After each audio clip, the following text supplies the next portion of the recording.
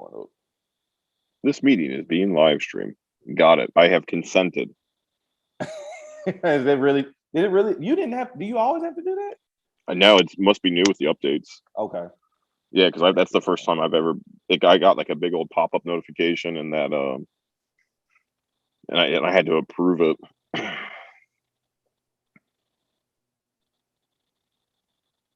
How's Jada doing? She's good. She's good. She shit all over her mom's arm today, so I thought that was pretty funny. Good, better than yours. Yes, that she sent me that message, and that's exactly what I was thinking. I was like, well, at least it ain't mine. I know I kind of got lucked out because Christy's like, she's like, I know you'll be back at work. You won't get this couple weeks off like the first one. I was like, nah, you just tell me what you need, obviously. And she's like, well, I won't be able to tell you what I need because when it shits all over the place, you'll be gone. Yeah. I was like, and that's the pass I needed.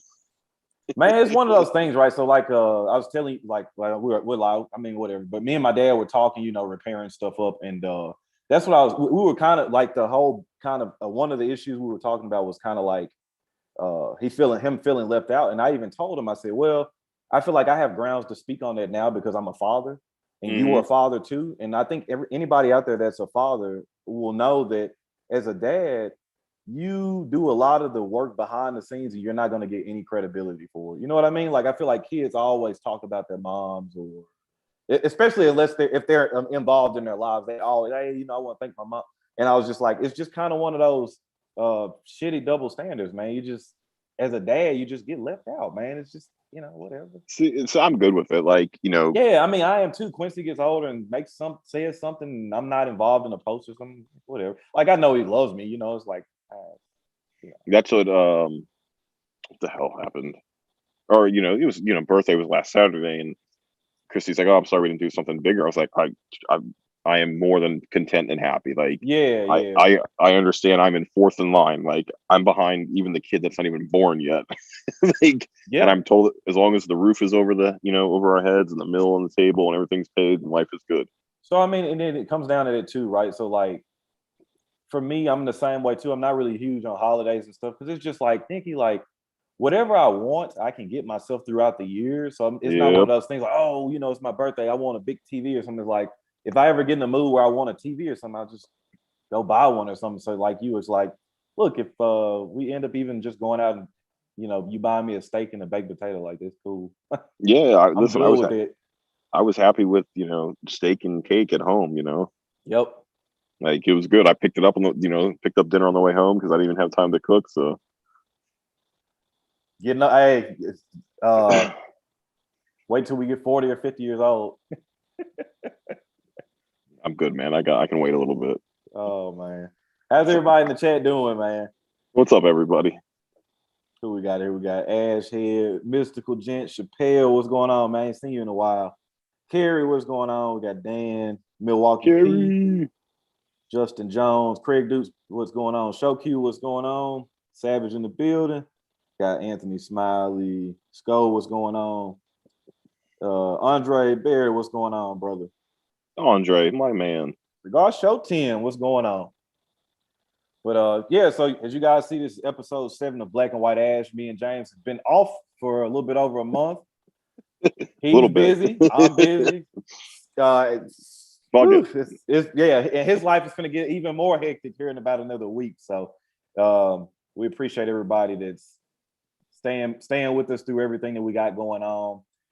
I'll give a huge shout out to all my Patreon members. I know I've been slacking on some written reviews and stuff too. Trust me, I actually have a couple of them written that I'll get out sometime soon, hopefully in the next week or so. But just been a lot of crazy stuff. James knows I've been dealing with the job, trying to test for promotions and stuff like this. So it's been a really busy 3 months. He's been really, really busy too, especially converting over to full time. He's been having his hands full. So just a little bit. Yeah. So this episode, we're going to be covering October as well as September cigars. We'll be answering all you guys' questions. James will be letting you guys know new things that hit the shop.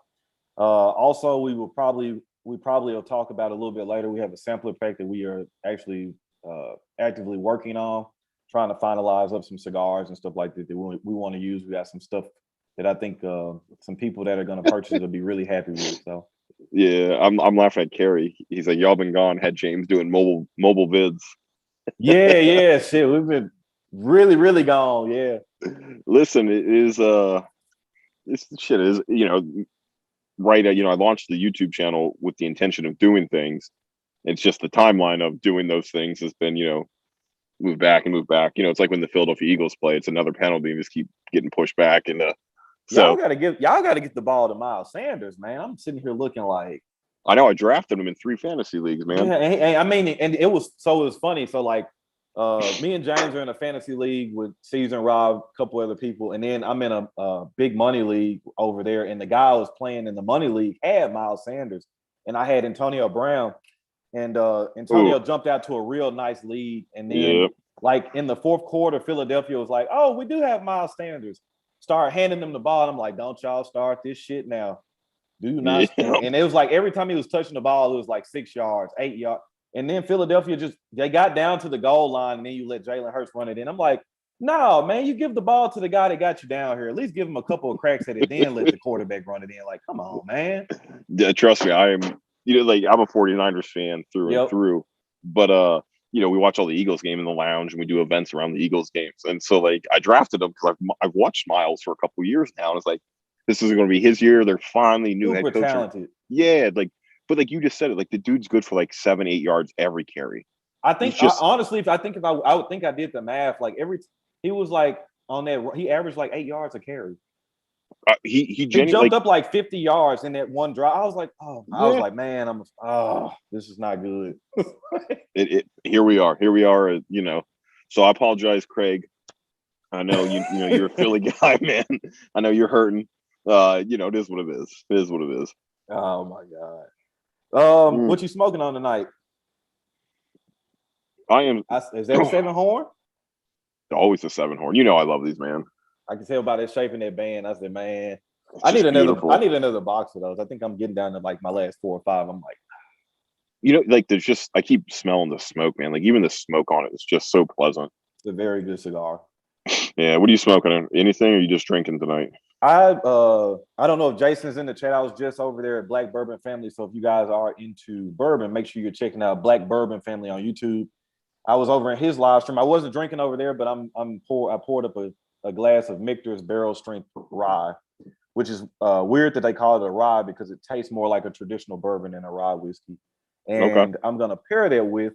I smoked the 2019 Black Friday for his stream. I think I'm gonna follow up with another one because this cigar is just fantastic. Me and James were talking. I'll say we just off camera about it. Yep. Yeah. Spoiler it's just a very, very good cigar, man. The 2020 was pretty good. I think it's aging well, but like when I first smoked the 2020, I actually even remember talking to James about it and was like, it's okay, but it's not the 2019. And then we just got news of the new release that'll be coming out here probably within the next month. So I figured while the topic is on, I said, I'll just reach in and pull out one and smoke one. Yep. So Rainier was in the lounge a couple weeks ago. We were talking about the new one. For those who didn't see, it's got the broadleaf on it. It's another 4.5. I think MSRP is close to $9.70 per single, so it's a little bit more expensive. If memory serves me right, but they normally float around like $7, something like that. Yeah, so we placed our order today. Very happy, excited for it. That's one that just people always want to buy. No matter what they know of HVC, if it's everything or nothing, that Black Friday is always a cigar that they want. So I feel like that he was asking a question in the stream about what some cigars you always track down around this time of year. The Añejo Shark 888 was what came up, and I like both of those cigars too. I don't know why. Just ever since I started buying Black Fridays and I like them, that's a cigar I look forward to around like Thanksgiving time too. So as you know, I'm a fan of the Casa Fernandez Miami Anniversario Series 2, and so I would say those and the HVC Black Friday are cigars like around this time I'm always looking forward to smoking. So. Man, it's like you're like feeding me, and we scripted this, which you didn't. Nope, that's natural, man. So we have both of the new Anniversarios coming on. We've ordered the max that we were allowed. We were at trade show with Terrence, and I said, "What's my max?" So we have the max of both sizes. One is a Toro, one is a short Churchill. Ron and I have many times over the years talked about our love of the Anniversarios, whether it's the Lancero, whether it was the Perfecta. Yeah, you've got one in front of you. Just sight unseen. I don't care what the freaking blend is. I don't care what shape it is. I care nothing about that. Anniversario is always a box purchase for me every year. Yeah, a blind box purchase every year. Like you just said, there's certain things. Even for me, like I'm probably higher on it than a lot of people. But like even again, going back to the Black Friday, like you know how I am. I'm a cabinet of 50 every year. Like that's just sight unseen. I don't care what the blend is. Like if it sucks, it sucks. But thankfully, none of them have been horrible. You know, they've all been not terrible. You know, and so I know Rainier's dealing with his new factory now, but this new Black Friday is still being made at Aganorsa, so I'm happy about that one. So it's not a new factory. So I think we all that press release was a little weird. It's just a new warehouse facility. So he's going to be, I got you. Okay. Rather than having, Aganorsa sit on all his stuff, he's going to do that. Cause I kind of asked him about that as it related to like what we could expect. And he was like, yeah, it was kind of it wasn't worded as well as he wanted. Right. Yeah. Cause how I read was really weird. Like I knew he was going to handle distribution, but how I think it did read was like, it was like he was taking on a new factory. So I'm like, damn, like I understand wanting to grow and stuff, but I'm like, man, you probably got some of the access to some of the best tobacco you can get. Why would you run away from that? Yeah, don't go away from that. Hell, if Dion's not jumping away from it, I don't, you know what I mean? He's been running a successful company for 15, 16 years. So it's hard to believe, and maybe this is a good seg. Well, September was that's like the October box. So that might have been a good segue into September, but it's not. It would be October. But yeah, what's up, Sean? Mr. Clark, good to see you. Sean, what's going on, brother? Tim, I would definitely invest some time into HVC and exploring their line. Not just because we carry all of them, but we carry all of them because Ron and I believe in it. They're just good shit across the board, and he's got a good wide profile of what he blends for and how he approaches it. It's not really skew heavy like a lot of some companies will be, just really skew heavy. And I think he's, he does a really good job with his like special projects, whether it's the 500th or the 10th anniversary, or the broadleaf. Like he's not somebody that's just gonna like. Do you remember that broadleaf box? It was 10 and 10 of the Robusto and Toro. It was like 2 feet long. Stupid. Like funny thing about that too. I don't know if we've ever talked about it on the stream, but when me and James first got together, first started talking, and I was just buying stuff, and that was one of the things I bought. And I don't know, let's just say for the story's sake, like we talked Wednesday. Well, Saturday comes around and James just randomly texts me. He's like, yo, man, how bad you want this box? I'm like, what? I want the box. What do you mean? He's like, hey, I'm gonna have to go buy a whole like custom weird shaped box for it. I'm like, all right, man. He's like, no, all right, okay. I'll just ship the box. I should have kept the box just for like. This box was like, I don't know what that box was probably easily 1.5 feet long. Yeah, I still got one upstairs. I've got 3 in the basement, and I just that cigar was very good too. Or that cigar, oh my god, great too. Yeah, you guys know how I'm about a lot of Maduros. Like that is a very, very good cigar. That would be. I wish we had enough of those to put in the club because that would be and that's a very oily, dark, pretty wrapper on that one too. Yeah, it wasn't like there was no feedback regarding the cigar that it was negative. It was just the fucking box. And the box was the box was horrible. Now he got it. Now it's a 20 count regular Toro box. It's like beautiful. Thank you, Justin. Come on, man. Justin, you act like you don't have a discount code you know how to use sometimes, brother. Let me save you money. Yeah, Cigar Show Tim. It's definitely like the new 4 Kicks box, but it's not as bad though. No. So what's weird? So what's funny about those, Tim, is actually all of the LEs come in that style of box, and I love it. That cigar is fantastic. That box is long, but like the full court press, the Dapper Special, they all come in that kind of box. And the Headley the Grange. There's a cigar too that came out that you have to be a real Crown Heads fan to know about these. It's like called the Hincho Con Carranza. It was a specially made cigar for the Carolinas. It looked like the Tennessee Waltz, the Buckeye Land, but it had a peppermint green band on it. And that's actually where I got the if you see me wear the green Crown Heads hat, not the Rolex design one, but the regular one, that's where I got that hat from. and it came in that box too. But no, the HVC box makes that Crown Heads box look pedestrian. Nowhere close. I wish the box was closer so I could put it on screen and show y'all a comparison. It's not anywhere close. Yeah, it's not. That cigar is very good too. I remember smoking that. What was it, James? Last year he sent me that unbanded because I remember the shape of it. And I remember texting him, it was and I was unbanded. like, whatever this is great. Like, you need to release this. Yeah, my God, it's crazy to think it's been that long. What the fuck was I going to say? So I was going to say, Tim, you've got the review of the 10th coming. I would not caution you, but I mean, I think Ron, you could probably agree with this. That 10th anniversary is something completely different with this profile, what he normally blends with, because that Corojo 2012 that he used is new to him. And it's really new to the Aganorsa portfolio. Nobody else is really using it yet. I think Rainier was the first company.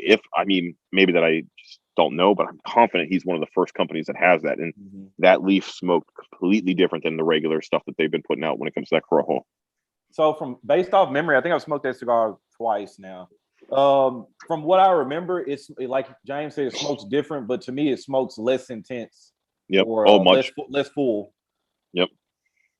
So Sorry, got people. Axel dropped in, Black Bourbon family.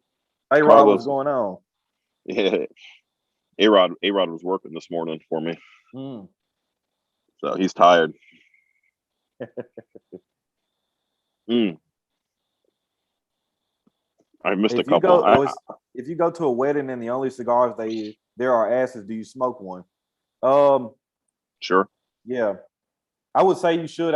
There's kind of a caveat to that. Like, for me, honestly, it's weird, but since I'm wearing a suit, I always will keep 2 or 3 cigars on me at weddings and stuff, because if it's outdoors, I'm going to be smoking anyway.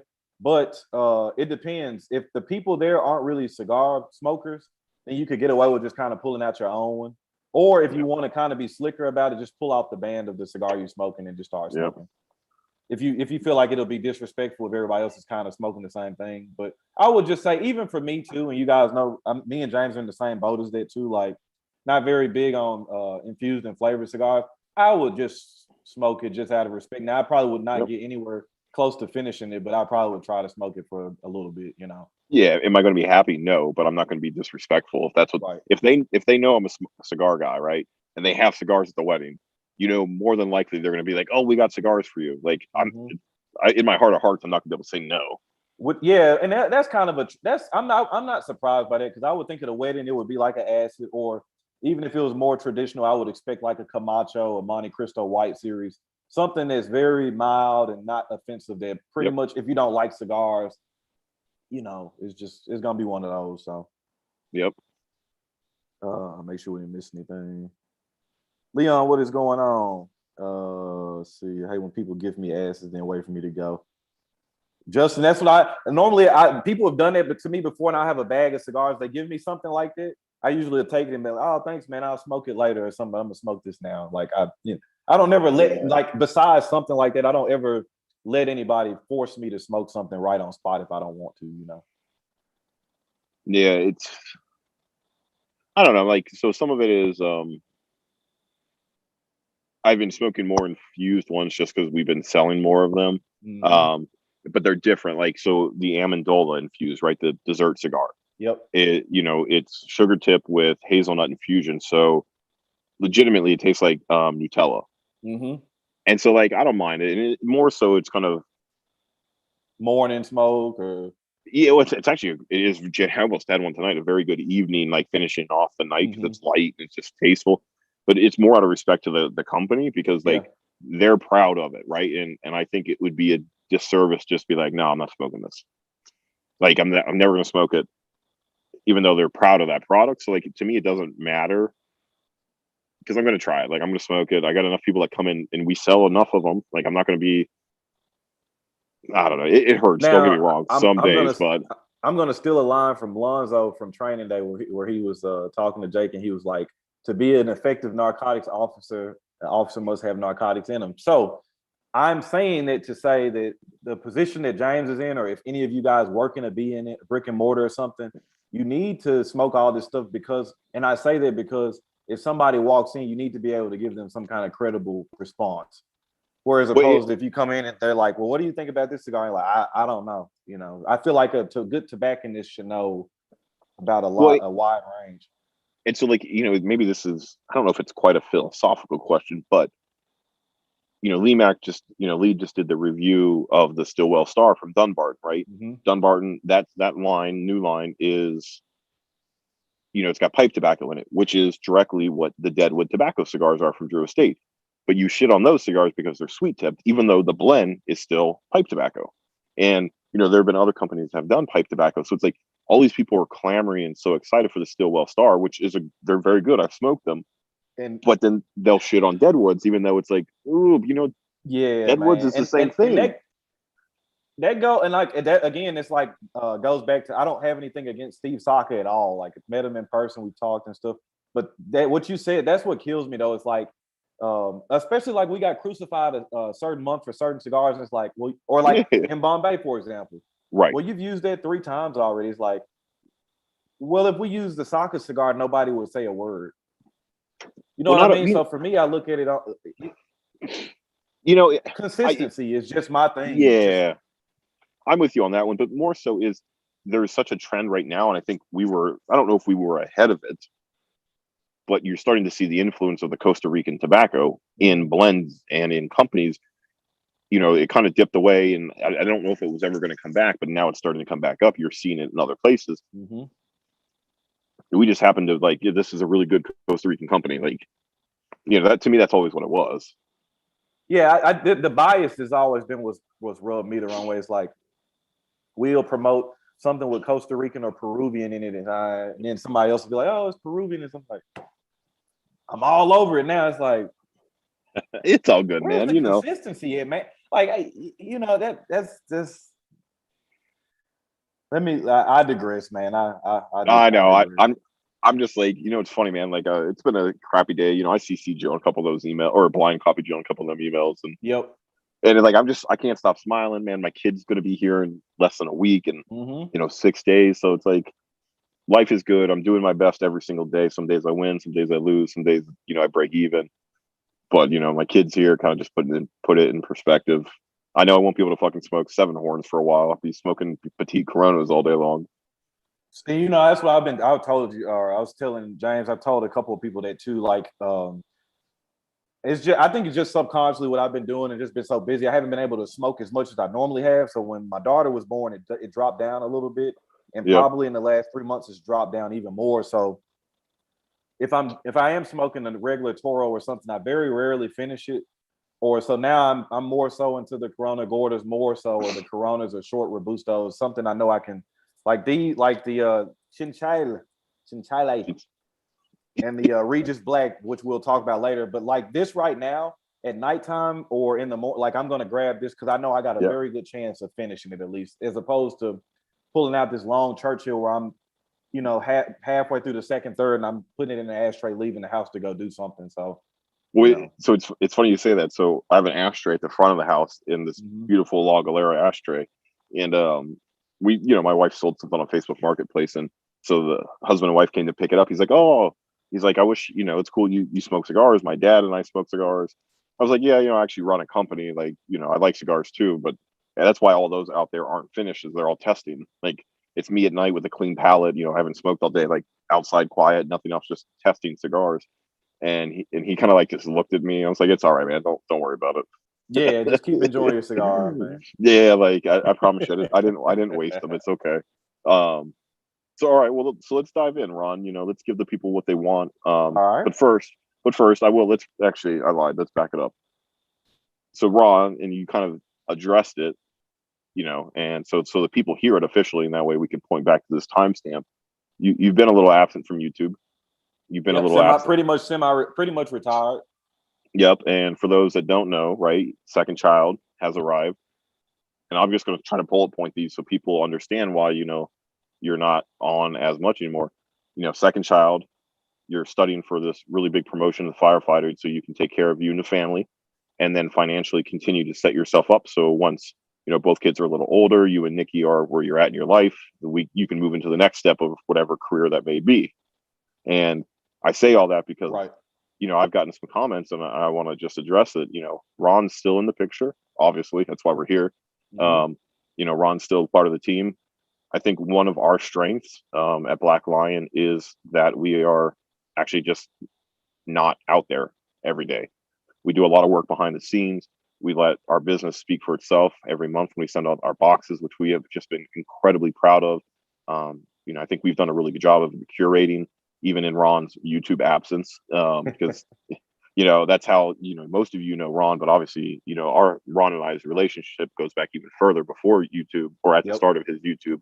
Yep. And so I just kind of want to say, because I get hit with it sometimes, and I got no So, problem running and into I'll pitch in on this too. So like, it's black and white ash still going on. If some very pertinent information goes around or something, me and James, the platform is always here for us to talk on. But me and James have already talked about it before. For me, when I first came in, I made it very clear that I didn't want to review cigars forever, that I wasn't going to be here forever.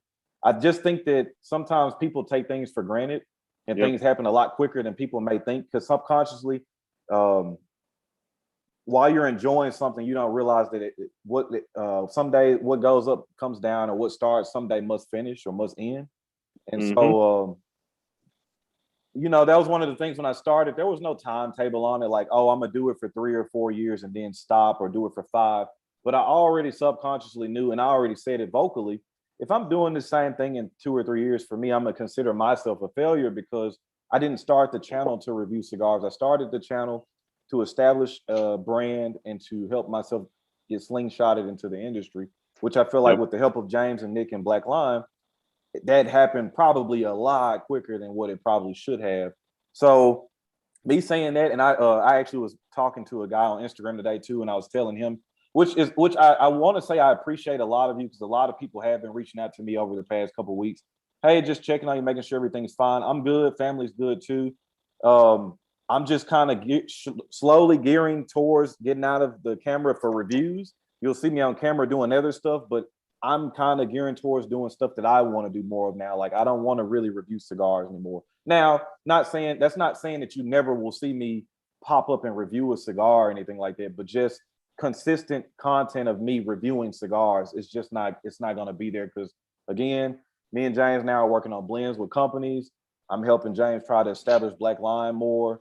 So this is where me and him haven't talked about, but I'm sure this is the point at some point where somebody who is wanting to be only a reviewer or only wanting to be a YouTube personality now is a chance where me and James now can look at your body of work. Oh, hey, James, look at this guy here. Let's pay attention to him. He looks like he or she looks like they're doing well. This might be somebody we might want to bring on board of the team and take over the role of YouTube reviewer or whatever. So where I can sit back and kind of help James kind of more so run the controls in the control room. So, well, and I'm always looking for an Instagram star too. You got to have a couple of them. But yep. yeah, no. So I want to. We don't run from anything. Listen, we're very proud of our product, and what I've told a couple of you, and because I see some of you in the chat, I know we've had this conversation. That's why I wanted to bring it up, just so everybody kind of heard it. Is in the beginning, right? If you look at like Ron's value was helping get Black Lion more established and out there, right? Building our notoriety. It was a little easier then to curate the club, and it didn't need as much time and his attention, because quality and quantities of cigars were easier to have. So it would take Ron and I maybe an hour or two every 3-4 weeks to like pick a month and work on that month, and it was just easier. Right now it's a lot harder because the quantity of cigars has pretty much vanished. And so Ron and I are just having to scramble. And so some of it is like, I used to have the lead time where I can mail Ron samples, like, okay, smoke these 10 cigars, we'll go from here. Well, now it's like, hey, Ron, I need you to run to your stores and see if you can find X, Y, and Z, because we need to make a decision in the next 3 hours. Right. And so, it's funny, it's interesting, because I don't think people quite understand that. And that's why I wanted to share this, is because, there's a cigar in the club. I was like, listen, we can get it. If we get it, though, we're going to clean out the inventory, and there will be no more production of this cigar for anybody else for the next year. And unfortunately, Ron didn't have it. His local shop didn't have it. So it's like, oh shit, overnight it. And he's like, by the time I get it, we would have missed the window. So, that's a different ballgame than where we were at when we first started this. And I think that's kind of the stuff behind the scenes. It's just taking us longer to curate these boxes. And if you saw the video I posted, was that yesterday or today? Yesterday, the club, the club's open now. Oh yeah. Because we got so much feedback about people who wanted to be part of the club and couldn't do it, that Ron and I were like, it's just more time. And so, Ron, I love the YouTube reviews, that, because it was good at the beginning for us, but now it's our value is served behind the scenes, working and blending and working and talking to these companies and trying to get these deals done. So, speaking on that too, how many times have we solidified a lineup and 2 or 3 days later, it's like, hey, we gotta go with something else. Like, we don't have the inventory on it, so it's like you said, it's a lot that goes into it that from the naked eye, it's very easy to kind of point fingers and why is this not happening? And it's like, you just guys don't really know what's going on, man. It's a lot that goes into it. And trust me, like James knows too, if I'm ever not a part of Black Line Luxuries, you guys will know. It's not like we're gonna ever leave anybody in the dark where you guys have to guess, like, hey, is Ron there? Like, I'm here. I'm here unless otherwise notified. Like, I'm here. I'm just in the back where James is at now. Like, and I peek out the door and come out a little bit every now and then. It's just not. I'm not on stage as much anymore, just so to speak. So and listen, I think our boxes have always been great. Like, I there's really not a single box that I can point to and be like, Ron, I think we really missed on that one. I think every single cigar box we put out has been great. They just take more time now, and unfortunately, that's the reality. And like I said, I would prefer Ron and I be behind the scenes working on that rather than Ron I can't get a hold of him for 3 hours because he's, recording a video and he's got to edit the video and it's just shit, man. My fulfillment is still there too. I get like James knows too. I get a lot, just as much, if not more, fulfillment getting the boxes out and seeing you guys enjoying that. Mm-hmm. Almost more so than reviewing a cigar and reading. You know what I mean? So like that to me is a very big compliment when I hear you guys say that you're enjoying the boxes every month too, because that is a product of me and James working. So I still have fulfillment on that too. So I just want Ron. I'm sorry to like kind of do that. I just wanted to throw it out there. Good. Yeah. And we didn't talk about that, but it's to me it matters because, so. I guess I'll throw it out there. We have 4 active custom projects that we're working on right now that Ron is, sampling blends and having conversations with. So it's pretty awesome to know we're up to 4 because for a while we thought, all right, we'll just roll with 2 and see where it goes. But because of you guys and helping the club grow, there are more companies reaching out, more companies that are dying to work with Black Line. Exactly. Yeah. That's because of you guys, So we're up to 4 blends. And what we're going to be calling them, so they're all going to be under a core line, and they're going to be under FP, which stands for friends and partners, because that's what Ron and I have been, right? We were friends and then became partners in this journey, business wise, professionally, whatever you want to call that. So everything launched out, past the DBL now for a custom that Ron works on is going to be called under our FP line. And that name's been, we've had that for a minute now, and for me, it just mattered because, I've heard what some of you people are saying, and I just wanted to address it and put it out there that obviously our strength is together, right? And that's what makes us special is having our curation process is completely different than everything else. There's no other club out there that curates the way we do with, puts trust in a guy down in Memphis who can't get to us all the time. If nobody else would. Yeah, but not just the background, right? Like, I was a guy off the street that Nick believed in. Ron was a guy doing YouTube reviews that Nick and I believed in. And there's just something to be said about that because we all have really good palates and we have really good common sense. And I think that's our value is our curation process that nobody else has been able to touch. You look at the fallings and the trappings of doing core line, pretty much focused cigar clubs. There's not many out there, man. Everybody wants custom LEs, limiteds, rares, age, where we do all that, but focus on a core line so you can have it again. You can talk about it. You can share it. And I just think that's our value. And we have, I don't know, man, I think we've really excelled at it. So I would say so too, where you look at clubs and you're only getting, like I said, I think we check pretty much all the boxes as far as being creative. We are in a very competitive price point. You look at clubs where you get, we've all been a part of clubs where you're only getting Robustos and Toros of the same size, where I feel like we do a very strategic, very good job of trying to make sure that there's maybe Churchills and there are Lanceros, Figurados, some of everything. And that goes to not necessarily going after, the Toro in this blend is only $6 for us, and the Figurado is $9. Yeah, but the Figurado smokes so much better. So it's like, all right, Yep. where some clubs might be like, I don't care if it smokes better. We just got to go here because of Right. money, which, like I've mentioned before, you know, we aren't just blindly going in there just trying to spend like crazy, because at the same time, it is a business at the end of the day, which I'm Yeah. being very thankful for Nick and James allowing me to be a part of that too, to see another side of it. But we also, along with running the business and running the club, we still value members, and we still want to make sure that the experience is up to par and the best that we could possibly provide to you guys for the price point that we're in, you know. And I still say that. I still say for under sub 40, I have not seen a club that's as strong. Or like you'll see clubs and they might have a good month here and there too, but then you'll look at some months and you're like, okay, maybe it's one or two in there that are okay. I feel like every month, like for me, I always say if we're hitting around 75 or 80%, you know, if we're doing 4 cigars and you like 3, or we do 5 and you like 4, and there's one you don't like, for me, I'm still completely satisfied with that. If we can give you 4 cigars or 5 cigars, if you only dislike 1 cigar every month, Yep. you know, and so I don't like those clubs too that try to shoot and try to make sure, oh, everything in here you're gonna love everything. You're not gonna love everything, and it's on purpose, because you're gonna have Maduro wrapper in there, Corojo, Criollo, Connecticut. You're gonna have a mixture of everything. So there's gonna be some stuff, and that's us trying to push your palate, trying to test you, so you're getting better with tasting things and experiencing things. So, and I feel like we just do a very good job at that. And on top of that, the blue collar feel of just regular guys. You know, we're not in $1,000 suits and ties every day, even though James has some of those in his closet. Dude, I haven't haven't. stream. He ain't coming on the stream with it on.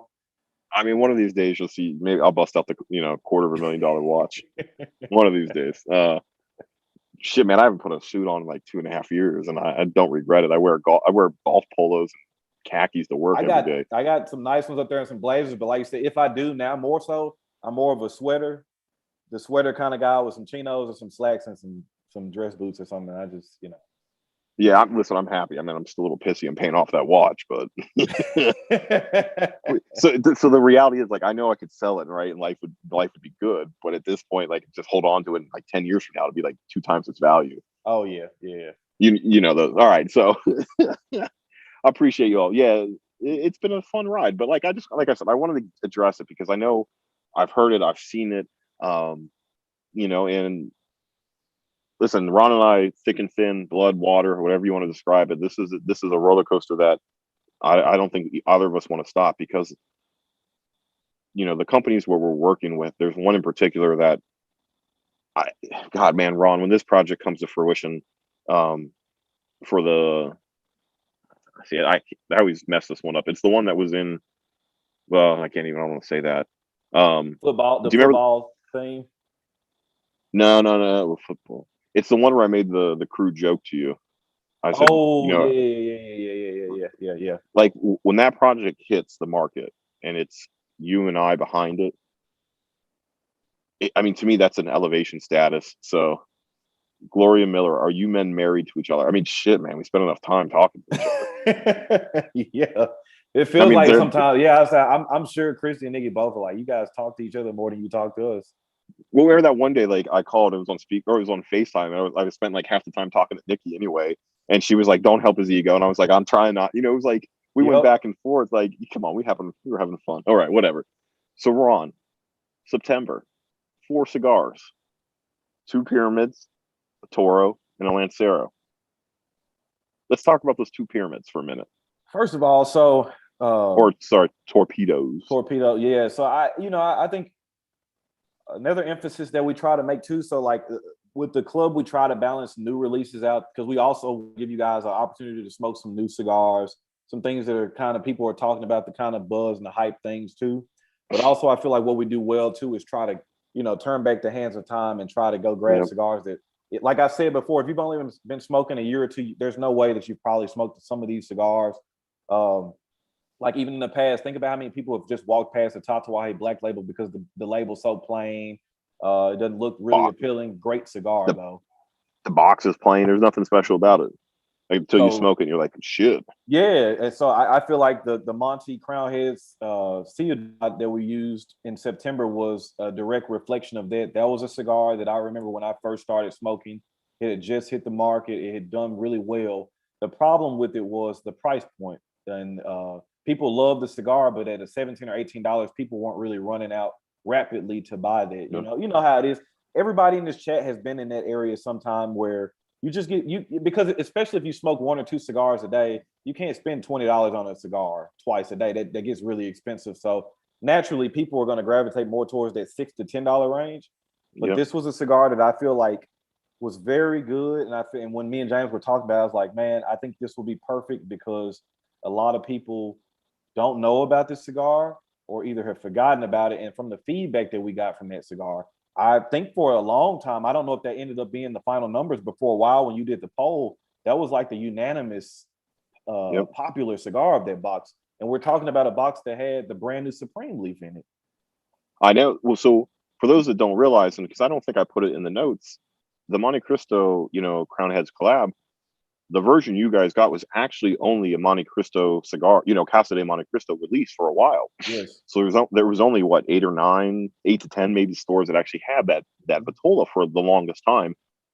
And then kind of like as Ron articulated, the price point is what. So personally, I think the cigar was released too early. Like if that cigar was released in today's market, it would have done incredibly well because we could stomach that price point for that cigar. So it kind of went back into the vault. Monte Cristo, you can't necessarily get it right away. It took us a little work and digging and talking to the right people at Altadis to make that happen. And fortunately, we know enough of those people now.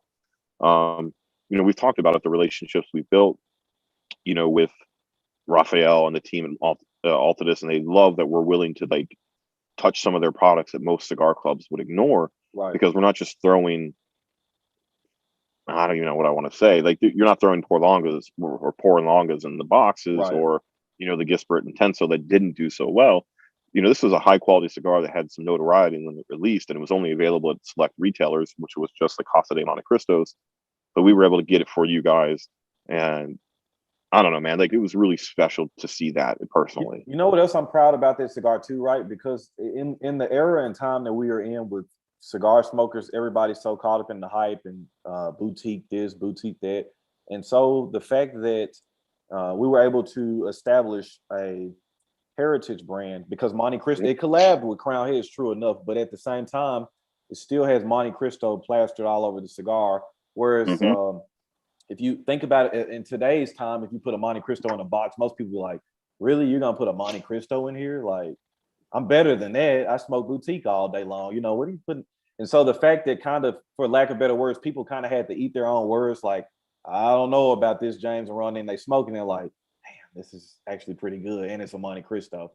I get a lot of enjoyment out of that too, because it's just kind of trying to break that mold of stop trying to follow trends. Stop trying to follow what's popular. I tell you people all the time, trust your own palate and don't be afraid to veer off and go on your own path, man. So I think that was a direct reflection of that. And I think us doing that and a couple other things now will have people not turning their heads so quickly when they see Monte Cristo or whatever. Romeo aging. Romeo and Julio. Yeah. So and just you guys trusting that if it's in the box, we think it's a good cigar. Yeah. We think it's good.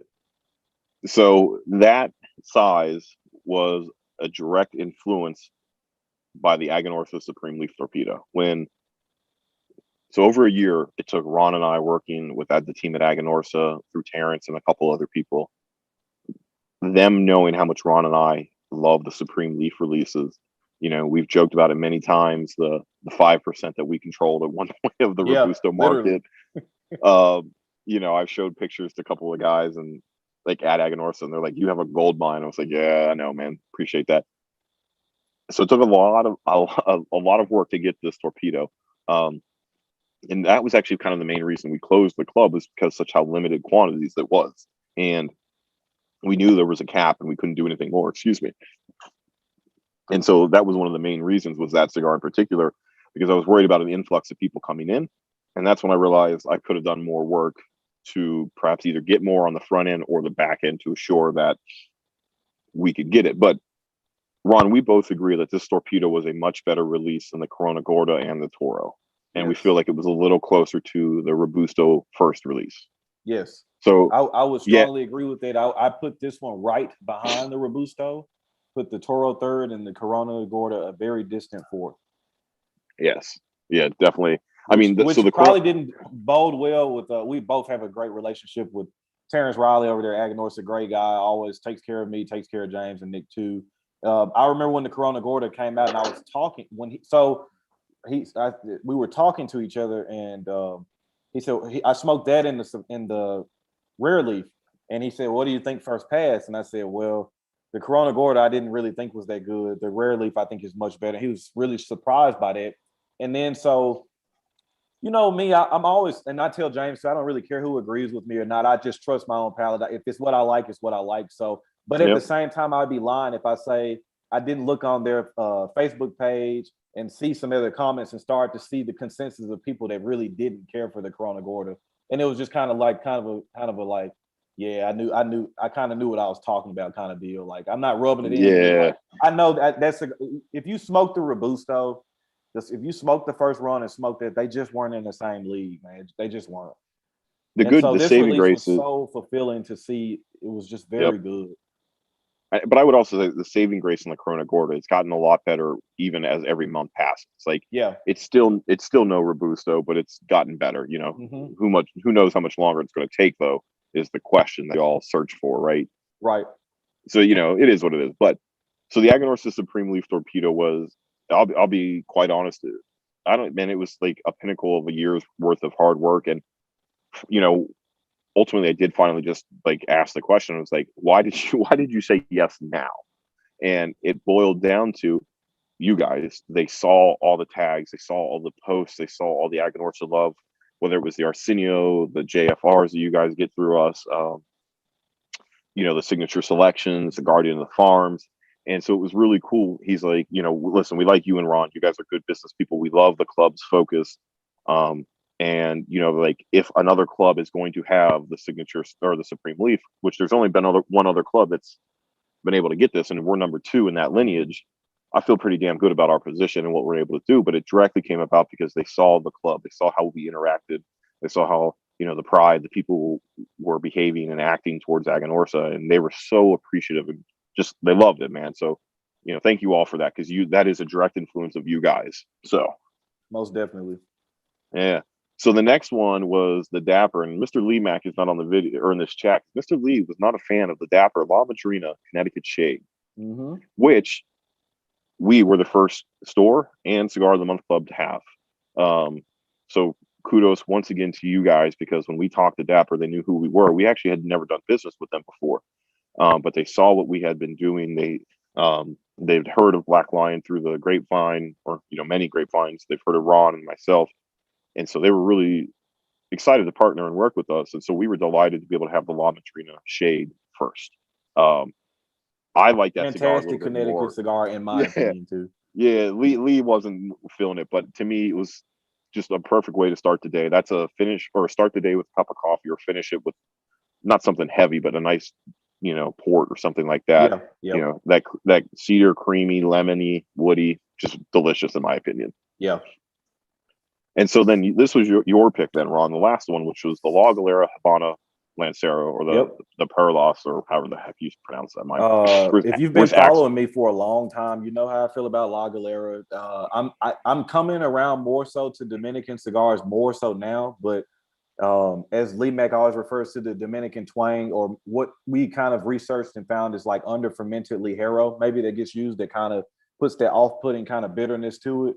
Whereas I feel like there were a few companies that you never really got that from, like Dominican Big Leaguer, which we did our first collaboration with. Francisco is very good. Davidoff. There's a couple other companies in the Dominican that really you don't really see that with, and La Galera is one of those companies too. And that's another company that ever since I first started smoking, I really gravitated towards him. I think I really liked Hochi Blanco. I watched a few videos, interviews with him, and he always just seemed like a very genuine, honest, cool, laid back guy. And I was like, man, on top of that, your cigars are cool too. So when James asked me months and months ago, was La Galera a company that I'd be interested in working with? I said, of course. Like that's a very easy Yep. Very easy cigar for me to tell people to smoke and influence you guys to try, because I do think that's a very easy company to gravitate towards. And another thing that I love about them too is their stuff's priced appropriately. They I was don't going to try say, to kill man, you on price. 7.25 by 38s Ecuadorian Habano for $7.40.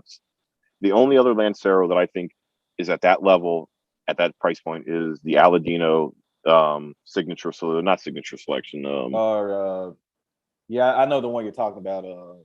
The brown and yellow. Yes. Like it's And I would $8 even for put the Oliva Series B Lancero. It's not Sure. as good, but those are Lanceros I think about like sub $7 that are like I can smoke those daily. And you guys know our approach and our belief in. I know people will walk by because there's this expectation in the market, because we've also, we gave you the Luciano Lancero, which is a $15. You got the $15 Adventera Queen's Pearl Lancero, another, they're both $15. But there is definitely a reality in the market that Lanceros are always more expensive. Mm-hmm. And this was a very easy thing for Ron and I to be like, actually, here you go. Right. Sub $10, sub $8 particularly in this one, smokes incredibly well. Ron talked about the Dominican twang, which is kind of why we picked it, because we didn't have as much DR in this one outside of what I think the filler and the Monte Cristo had a little Dominican Republic in it.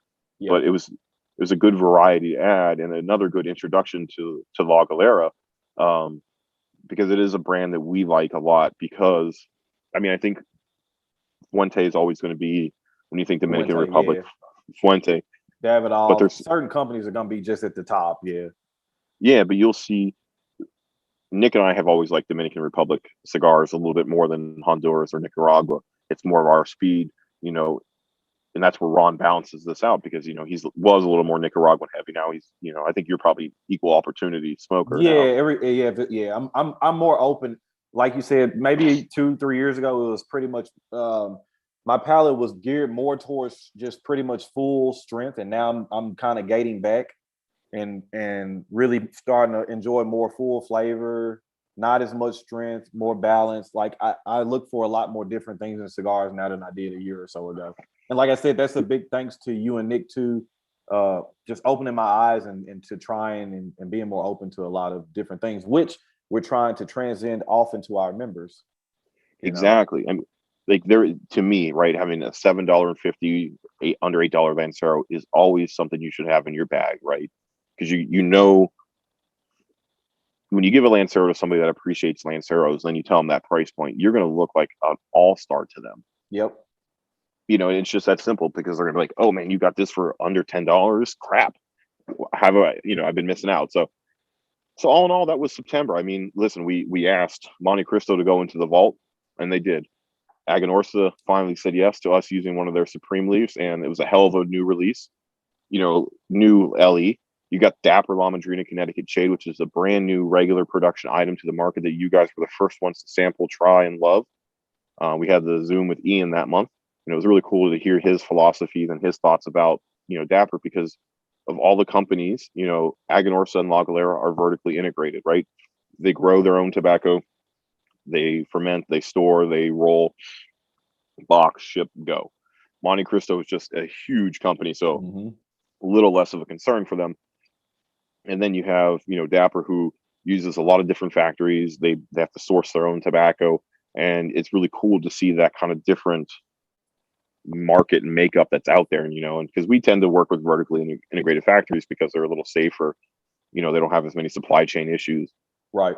But, we want to obviously continue to vary and curate as we have done really well. So that was September. And I hope you all enjoyed it, because as I said in the notes, I think it was super, man. Like, kind of corny, but it was a super month, man. I feel like like I said, I feel like every month is a good month. But my birthday's in September, and James is right behind me. But I feel like September we straight up killed it last year, and this September I feel like no exception to the rule. I was very proud of September's this year too. Thought it was a fantastic box. As the cool kids say on TikTok, we understood the assignment. That's all I'm gonna say. We understood the assignment. Okay. Oh man. I'm sorry. I just, listen, I gotta keep working on my dad jokes, It is what it is, man. I was gonna say And you could wear dad hats, but you still got the good hair, so you don't have to worry about wearing dad hats for a man, while. fucking luscious. We gotta. It is what it is. All right, so October, the most recent month. Oh my god, I just saw the time. We talk a lot. Yeah, we talk do. a lot.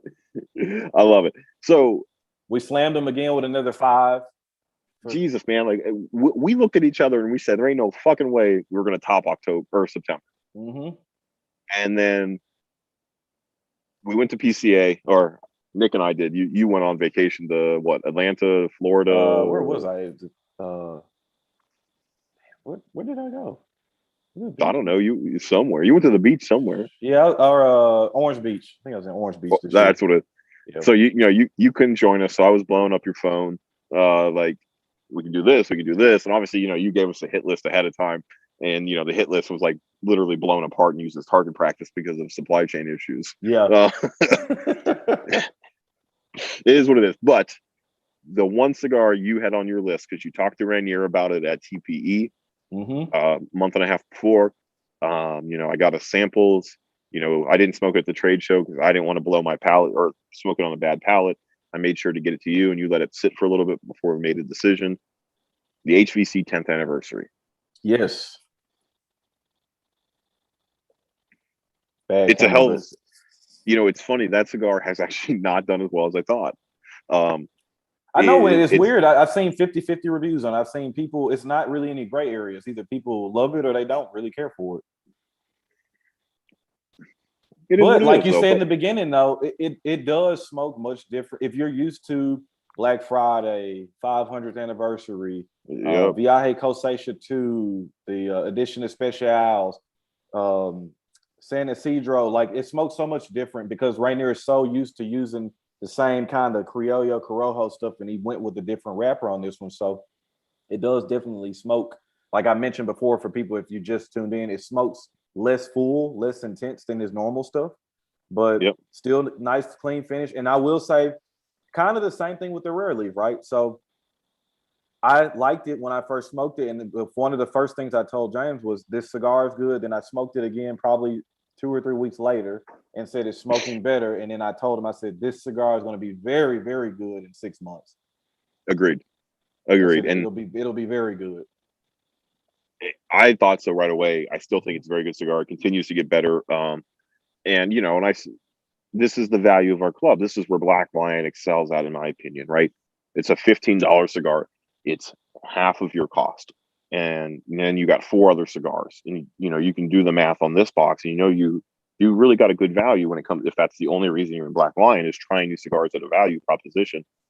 But this cigar, in my opinion, adds to and complements Rainier's portfolio at HVC, and then also celebrates his legacy at 10 years. And it's hard to believe that HVC's been at 10 years, but it mattered to Ron and I to have this cigar because of how much we enjoy Rainier. We enjoy talking to him. He gives us time whenever we want time. That first night we were at TPE before the show really started, he saw us, and he made room so you could sit next to him, that I could be across from him, and we could have not business conversations, but just personal conversations about the family and everything. Yeah, just regular guys talking. Yeah, and that matters because I feel like we get to know companies at a greater level, right? Like we're all in business for one reason, right? It's business. But when you kind of understand what drives these people like us, right? I think you have gotten to know Ron and I over the course of the years, doing all these things and seeing what motivates us to be different, unique, and what drives our curation process. It matters just as much when we deal with these companies. So that's why we really went with the HVC 10th anniversary, with that kind of out of respect to Rainier. Yes. And I still think it's a great cigar. You think it's a great cigar. It's tasty, medium strength and body. Yep. But it's just a delicious cigar. And then I guess the next one, since we're talking about new stuff, we'll talk about the new wort that we had introduced in there. Do you want to pronounce it? That's all good. Chinchale. My Spanish is horrible. Chinchale. But we were very excited about this one too. And this was a very big deal for me. The story goes, you got another story with me and James. The very first cigar that me and James were involved with, we split a box in 2016. Yep. Lirio Rojos, which I still probably have 10 of those cigars. Phenomenal. Me and James are very, very big Warped fans. And so when we got the opportunity to work with Kyle again, it was a no-brainer. And on top of that, Kyle is known for working with Aganorsa and El Titan de Bron. This is the first cigar he's ever produced that didn't come from neither one of those factories. He's working with a brand new factory. Again, I love Warp. One thing I've always said, a lot of people don't know it, Kyle doesn't make anything over a 50 ring gauge. He's more of a traditionalist, which really gravitates towards me. I know James likes to, especially now with smoking smaller ring gauge, smaller cigars. And so when I first smoked it, I was like, yeah, we gotta include this in. I know we don't want to really put an emphasis and only seem like the club that's only putting out new cigars, but I think that this is really important to put in the box because, again, this probably is going to be a cigar. Even if you walk in your local brick and mortar, you'll see it and they kind of advertise, hey, it's new work. Oh, okay, cool. And I'll try it later. I'll smoke it later. Well, no, we're going to put it in your box so you can smoke it now, and get your mind, get your palate refreshed again. What Warped is capable of doing. Another cigar that they did, Jason Duke, like he's worked with so many things over the past couple of years, being more private, and but still remaining very true to his craft and putting out great products. So you guys know how I feel about the Don Ronaldo and GR88. He makes some great stuff. So, and we hadn't used Warped since month 1. No, we had the Corto. Yeah, you're right. So we've done no-brainer. I was like, yeah, we get another Warped in there. Hell yeah. So yeah, and back to the original, right? You said it, like it was the box we split, man. Like if there was anything we picked, it's that cigar. But you said walk into a brick and mortar, and not every brick and mortar carries Warped. Right. I mean, I remember there was one cigar influencer who wanted me to sponsor them, right? He wanted Black Vine to sponsor them. And unbeknownst to them, I had one of my burner accounts that none of you will know about. I asked, what's your favorite Warped cigar to this person? And they were like, what's a Warped cigar? And I was like, all right, nope, we'll never sponsor you. Like, I think most people know Warped if you're a smoker, because you respect Kyle's small batch approach, right? He doesn't have shit ready to go all the time. It's really production based because he knows his limitation. He's not trying to have this huge overhead where he's sitting on inventory. So there's a lot of times we actually have to wait for a lot of Warped cigars. So I respect that business model. I respect that practice on how he maintains himself and is very disciplined and allows him to be nimble, and he probably won't say it, but I think one of the reasons he moved to the DR run is there's just lack of time and table space and resources at Miami and Aganorsa. Yep. So it was kind of cool to see him like be very proactive and how do I achieve what has made Warp special somewhere else. And to me, he was able to do that. It's a very special cigar.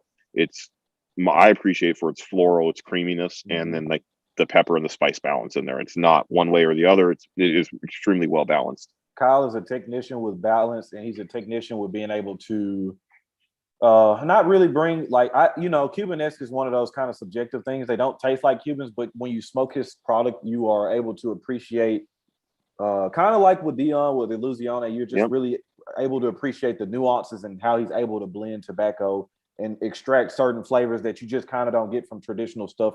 Even if it's a cigar you don't like, you can appreciate, man, this tastes a lot different than what I'm used to smoking. So that was a very big point for us. And not only that, you said it, right? Kyle's a traditionalist and a technician. A 5x50 is a pure Robusto in today's market, or it was back in the day. Now you have, I don't want to say bastardized because everybody's creative and they're trying to do their own thing. And most of the time it works because you love they needed that extra ring gauge because they needed to add a leaf or two of something. And so you appreciate that. But, I'm give me a 6x50, 6 or a 6x52, 738, 5x50, and I'm pretty damn happy. So yeah, I mean, you guys know how much I love the Don Ronaldo Corona Deluxe, the 42 ring gauge cigar. Like they're just, even the regular one that's a 46, I think they're just great cigars. Mystical mentioned the 6102R, fantastic cigar, which I saw the guy said he thought it was bland. I was just like, yeah, your palate's blown, man. You think that cigar is bland? Something's wrong with you. I can understand if you don't like a cigar, but like to say it's bland, I'm like, I don't know about that. Yeah. So it's been interesting because I will say this: you and I both thought the Warped was green at first. We both actually did, yes. We questioned when we were actually going to put it in the club. And that was almost a game day decision whether it was going in or not until you and I both smoked it again.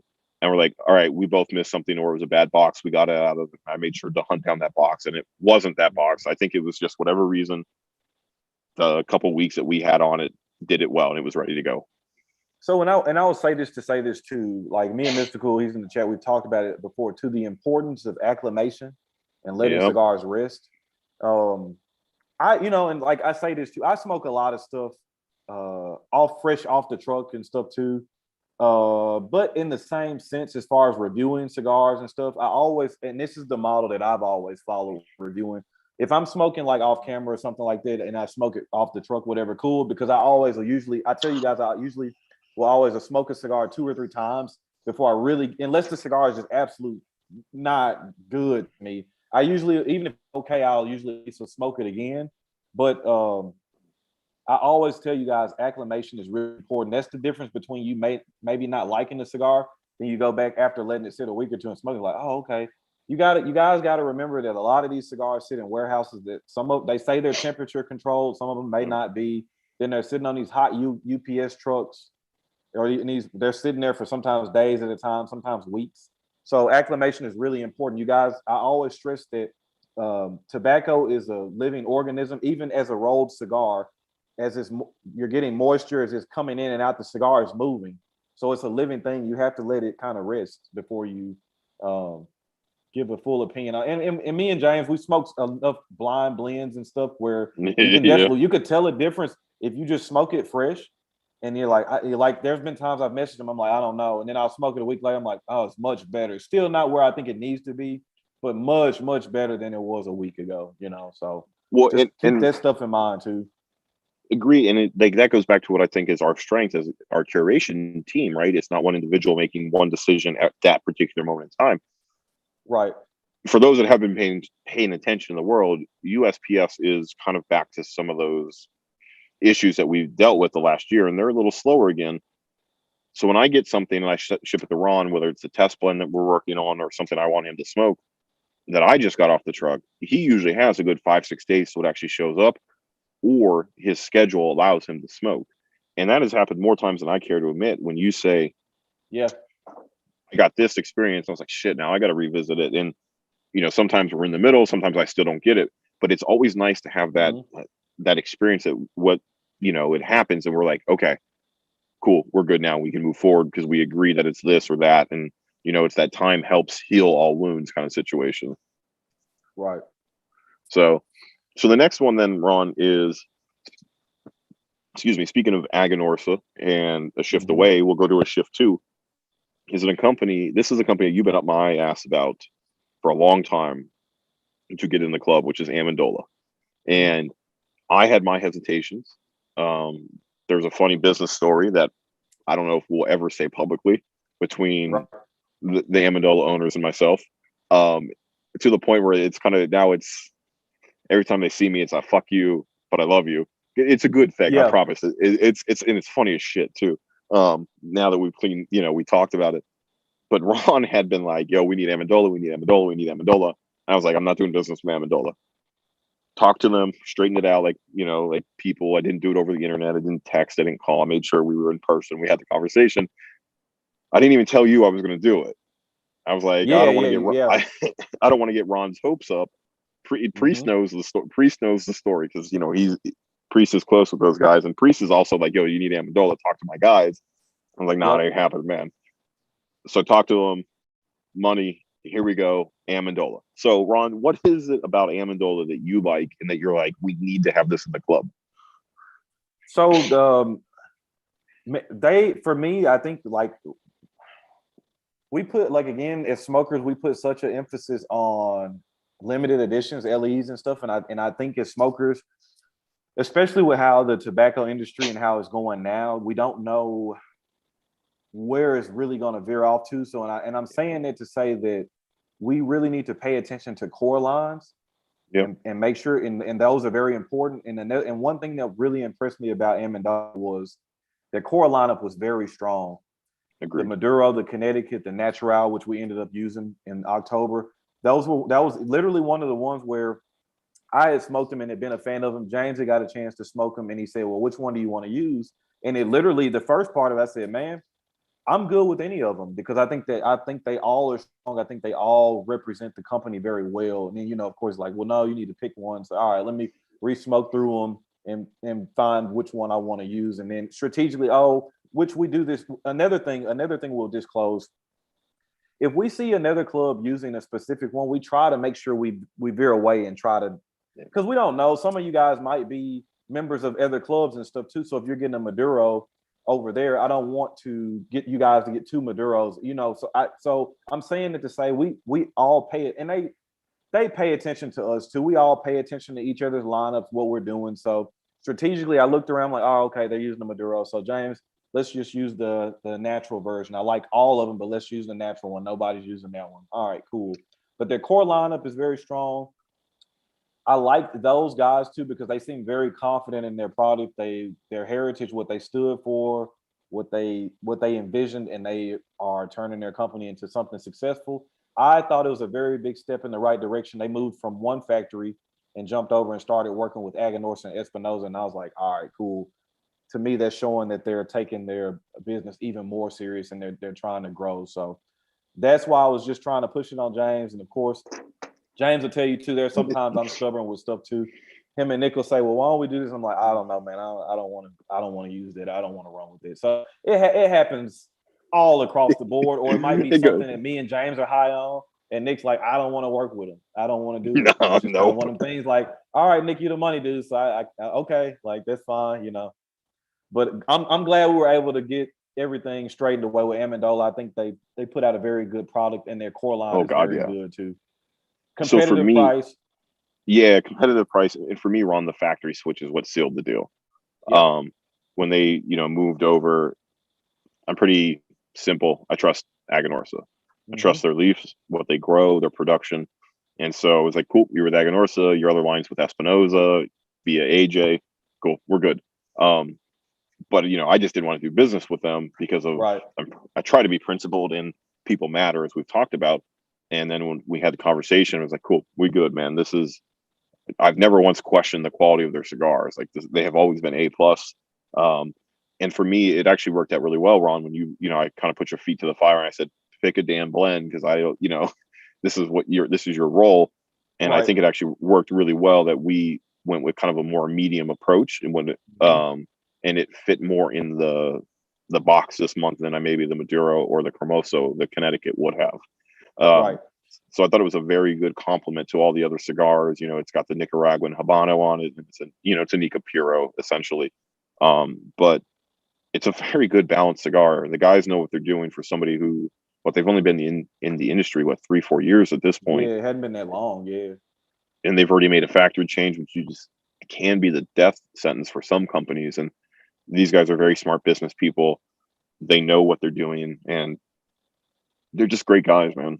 And like you just said too, Aganorsa is not dealing with everybody. It's not like we're just going to take your money and work with you kind of deal. It's kind of a big deal that they switched over to there. And like you just said it too, Aganorsa produces some of the best tobacco leaf in the world. So it's like if they're co-signing the company and and then you re-smoking, like these are good cigars that people need to get their hands on. So yeah.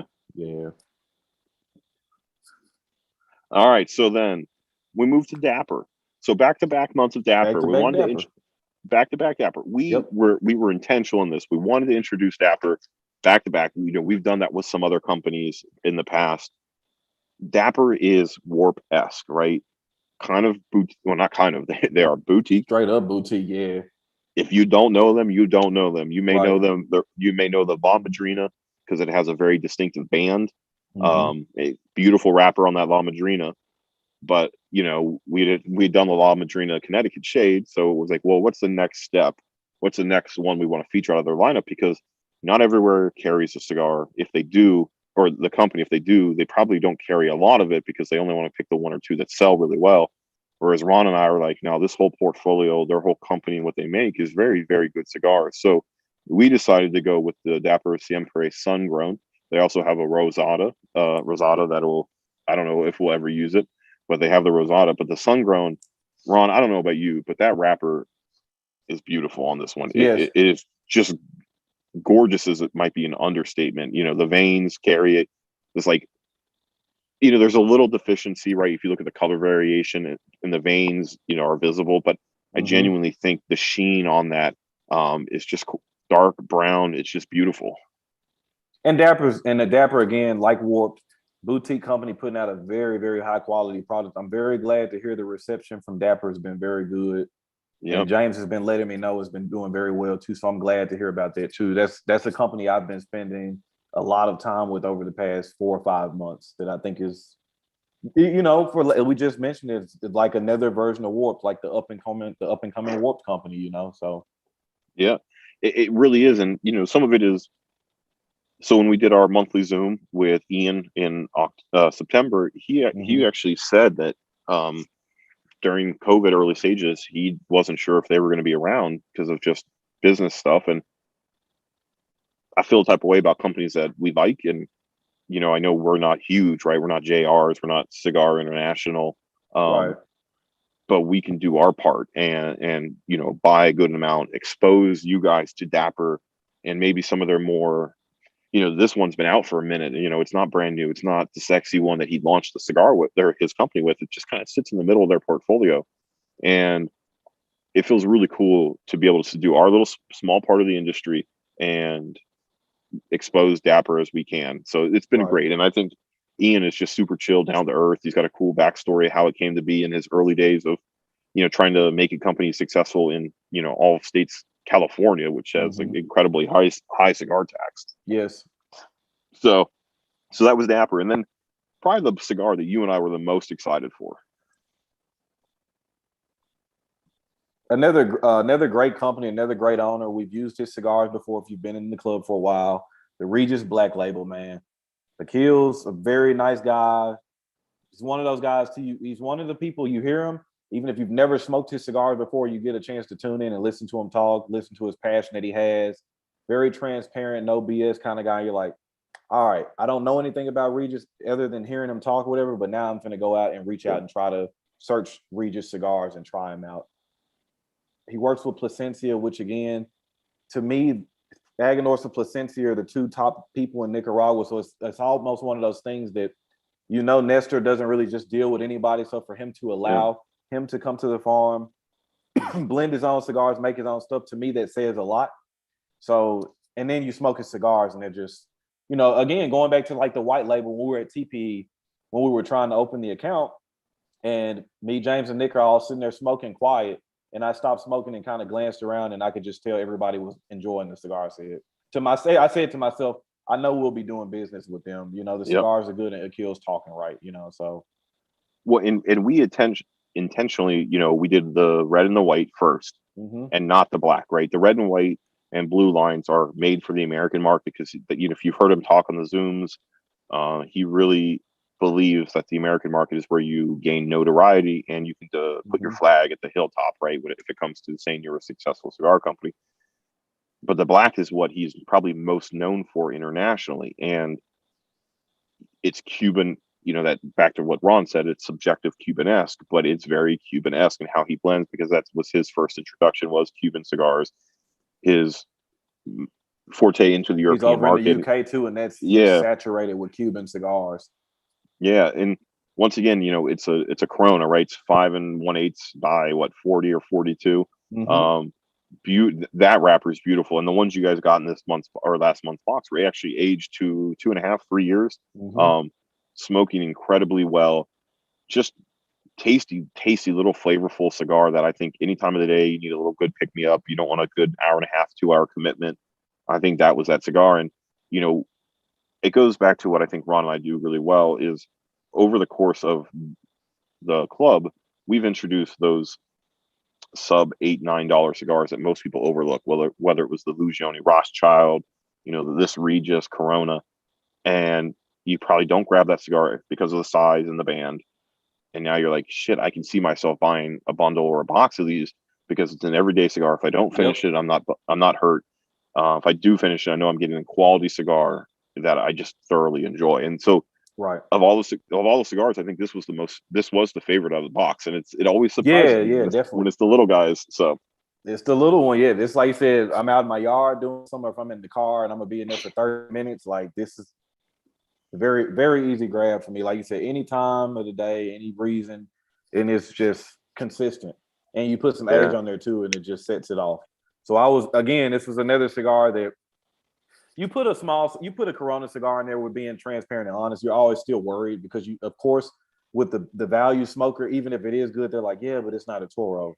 Yeah, but it's not a Mm-hmm. Gordo. Yeah, but it's not a Churchill. So to put a Corona in there and then get the good feedback is always, like I said earlier, is just really fulfilling to see that. And it just brings even more confidence when it comes to curating that you guys are trusting what we're doing, and that's a really, really big ordeal with us moving forward and how we are selecting cigars for each and every month. So Agreed. I mean, this was a box in October that was all over the map in terms of countries, blends. size, whatever, yeah. Jesus. I mean, it went. I, I mean, would you call? I always call the 10th anniversary a Churchill. It's not quite a Churchill because it's not that seven, but yes, I remember when he first told me about it, and then I saw the press release and the size. I'm like, first thing I even told you, I'm like, man, it's just a very odd size for right now. He doesn't really run with sizes like that. So, yeah, but it worked, and I don't know, it's I like the size of it because the ring gauge isn't crazy, agreed. So it's like it works. It works. Just Flavor. works. It works. Flavor profiles all over the map. You get obviously different blending styles and approaches between all the different companies. Regis is completely different than Kyle. The guys at Amendola completely different than Ian, and then Rainier is. Yep. Yeah, so it's been interesting, man, because like I said, I didn't think September could be topped. Ron and I definitely had a moment of time where like this might be our best box ever, and I don't know if we'll be able to get back to that because of getting the Supreme Leaf and the Monte Cristo. And then when we looked at the October box, we're like, shit, we might be okay because We've done we a lot of value. we've done a lot of good, when it comes to cigars, digging back into the vault, some age. Think about even previous months when we had the Illusione plus 53, Hell 2 yeah, years, 2.5 years. So it's just like, I think like I said earlier in the stream, I think we do a very good job. And I'm just not tooting our own horns, but I just really think you're going to be really hard pressed to find curation team that really puts as much thought into it, I think, as we do. And I think that, like I said again, not saying nobody else does, but I can just tell you guys for sure, we really care about what we're putting in there. We really care about the feedback. We like seeing the tags. We like seeing the enjoyment, the pairings that you guys are posting pictures of. That stuff makes it all worth it. That to me, like I said before, I get more fulfillment from that than I do recording a review of a cigar and just putting a video out. That's where I find my enjoyment at now, is getting creative and like James said, trying to get better, trying to improve each and every month, and trying to outdo ourselves each and every month. So, and it's tough. I mean, it is. This is not a it, very easy thing. It's kind of funny because, speaking on that, I saw a comment on somebody else's video a few months back, and it was a running joke. He's like, yeah, you can start your own cigar of the month club or curator. And it's just like, I just kind of laughed and shook my head. Like, if you only knew how hard it was to really do this. It's like, it's easy to piece together or choose a cigar in a brick and mortar for one or two people. It's really hard to curate cigars for 700 plus people every month and try to get an overwhelmingly successful success rate out of that. Not just 1 month, but and to me, I say it's hard because you have to have a vast knowledge, you have to have a vast palate. It's not easy, man. It's not easy. So when I saw that, it was like, no. it was almost kind of, I laughed, but it was almost kind of, I almost kind of took it as disrespect, almost, that it was just like, oh, anybody can do it. It's like, all right, go try it. Go try to control Nah, the come box. you and I spent some time talking about that one, and I Yeah, guess I mean, it's just because it's just you kind of a pride and joy kind of thing. It's kind of like, it's my baby. Like, this is the one thing. Like, this is what I'm doing. I help curate a club, so it's like I take this very serious. So when I see something so leisurely talked about, like it's just like, oh, anybody could go do it. It's like, no, man. Just like anybody can't play in the NBA or in the NFL. Like, this isn't for everybody. Everybody can't do it. no, and it's. But I would say, listen, I got to stop that. this is a relationship, right? Back to FP, right? Friends and partners. If this was all business, this would not work, because there is a trust factor that goes into Ron and I's decision. Because there are times, like I've got to make a snap decision because I can't get a hold of Ron because he's on a call, right? And I say snap because that's the moment we're in right now. And these companies know their inventory is low, it's depleted. Like one cigar in November, there are 4 sizes. 3 of the 4 sizes didn't have the quantity we needed for the club. The one size that we did was the number 2 cigar that we liked out of the 4 sizes. Mm-hmm. And we had to buy all of it to make it work. And then it left none for the rest of the market. And that was the decision. I couldn't get a hold of Ron because he was on the job. And, he texted, he's like, yo, on a call, I'll get back to you when I can. And it's like, shit, I have to make that decision. And ultimately, Ron and I have done this long enough that, I can go through my Rolodex or my mental Rolodex of what has Ron said about these Vitolas or these blends and stuff like that. And that just comes with time in a relationship that there's no other company out there that has. And if they are, they're not openly talking about it, which is, I'm not going to tell them we're doing it wrong, but I think that's a disservice to the team, right? What I think separates Ron and I and Nick at Black Lion Luxuries, and you guys know this for those that have been with us long enough and you've heard us talk about it, is this is a group effort. This is 3 friends and 3 business partners who understand the notoriety that comes with this, but also the responsibility of having 700 plus members look to us on a monthly basis for a quality product that is consistent, is a good return on your guys' investment. And I don't say purchase because you can make purchases all day long. This is an investment in Ron and I and Nick and in Black Lion. You trust us every month to pull that money out of your account on your assigned date. And I don't take that lightly, that I get the privilege of running your credit card just like that. What other, only Cigar of the Month clubs or other subscription clubs do that?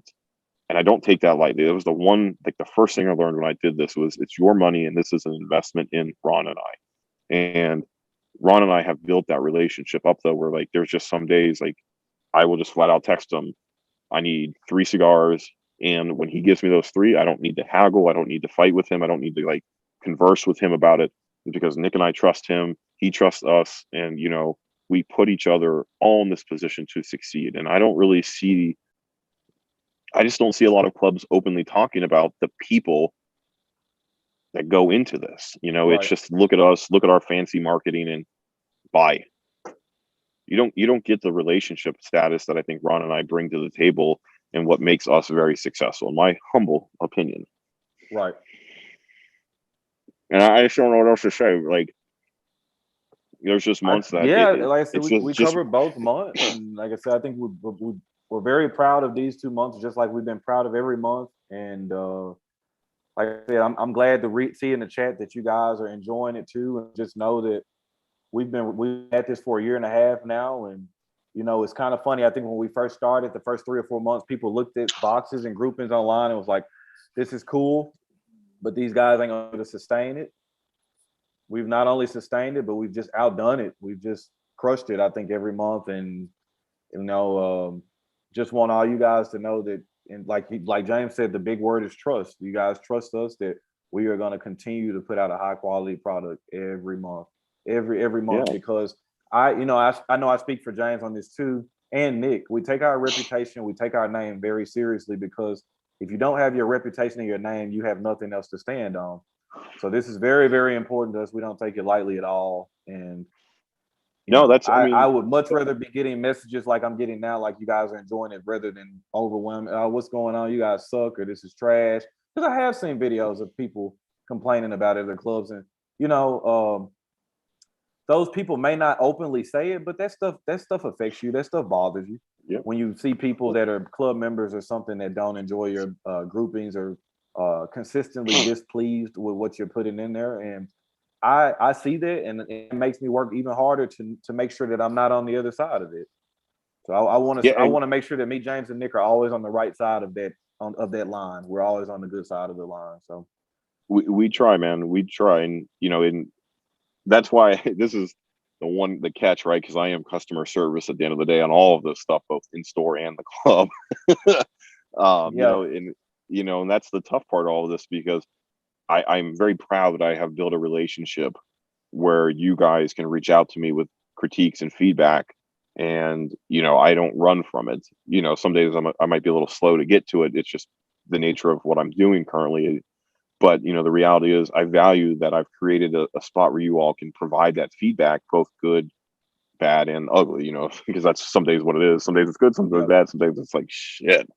And I truly value that you all trust us enough to say that, and I believe most of it's coming from a spot of, we really want to see you guys working and growing, and I value that relationship more than you guys can understand, because that does drive Ron and I's ability to create and do and curate.